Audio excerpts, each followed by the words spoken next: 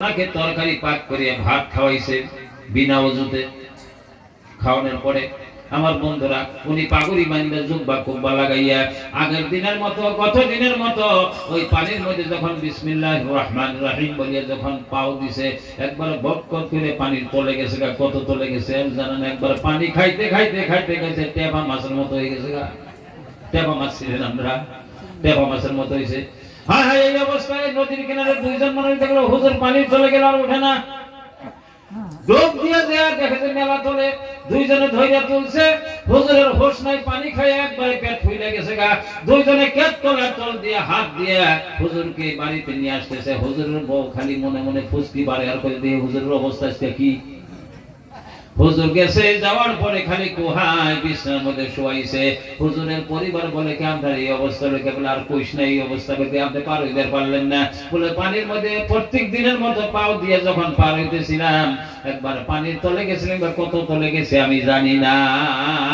হুজুরের স্ত্রী বলে, হে প্রাণের স্বামী, আপনি অকৃতজ্ঞতা স্বীকার করছেন।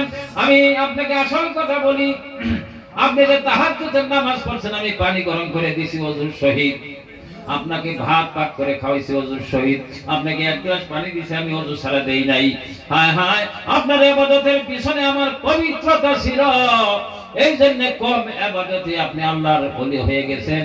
এর মধ্যে আমার মেহনত আছে, আমার অবদান আছে, কিন্তু আপনি অস্বীকার করার জন্য আমার অন্তরের মধ্যে ধাক্কা লাগছে, আঘাত লাগছে গো।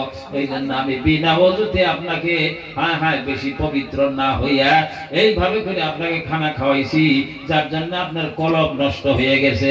ওই পানির মধ্যে পাও দিছেন, ওই বরকত নষ্ট হয়ে গেছে গা।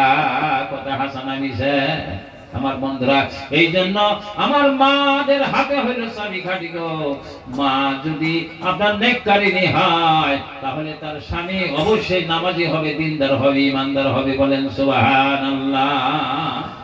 একবারে শেষের দিকে আইছি, আপনাদেরকে শেষ একটা কথা বলি। আল্লাহ রাসূল বলেন, এরপর